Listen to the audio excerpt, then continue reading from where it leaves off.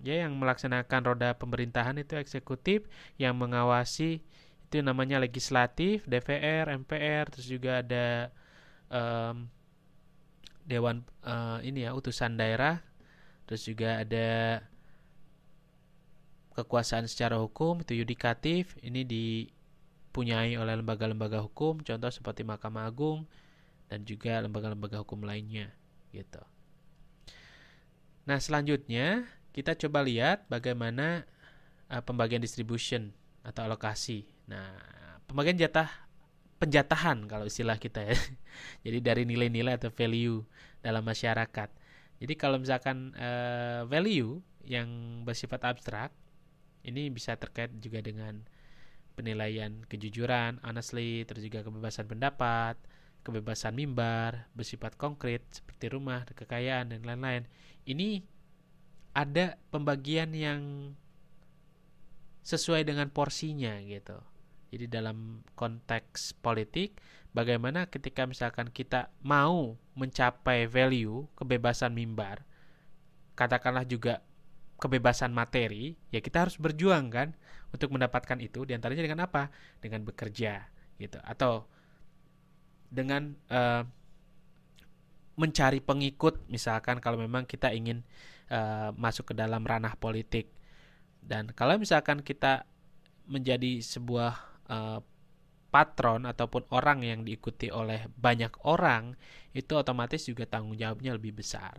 Tapi value-nya juga lebih besar. Jadi kawan-kawan semua berarti kan menjadi tokoh yang memang betul-betul menjadi orang yang bisa mengatur gitu, mengatur orang-orang yang mengikuti Anda gitu. Oke, selanjutnya ada yang namanya perkembangan negara atau state. Nah, ada yang namanya welfare state di sini atau negara yang didasarkan dalam sebuah proses namanya kesejahteraan. Jadi pondasinya ini sebetulnya tiap-tiap negara ini sangat sangat tergantung dari ideologi yang mereka ambil ya. Jadi contoh di Indonesia nih. Indonesia ini kan sangat kompleks. Tidak hanya orang Jawa saja, tapi juga ada orang Sumatera, ada orang Kalimantan, Sulawesi, gitu, Papua atau juga Maluku. Ini kompleks gitu ya, perkembangan negara. Jadi tiap tahunnya ini sangat dinamis. Kekuatan dari sebuah negara tergantung dari pondasinya gitu ya. Makanya kemarin dalam OMB, orientasi mahasiswa baru kemarin, ini bagus juga saya bilang. Kita harus bikin sesuatu tuh yang pondasinya kuat dulu. Perkara masalahnya di atas, mau tinggi, mau lebar, ke kiri, ke kanan, itu bebas gitu ya. Yang penting pondasinya kuat. Begitu juga dalam proses perkembangan sebuah negara gitu ya. Jadi negara ini harus betul-betul kuat. Dalam proses kedepannya, negara ini bisa mengembangkan yang namanya social contract theories yang dikemukakan oleh Thomas Hobbes, John Locke, dan Jean-Jacques Rousseau. Nah, satu pertanyaan buat Anda nih semuanya yang ada di seluruh Taiwan. Bisakah kita hidup tanpa negara? Bisa nggak?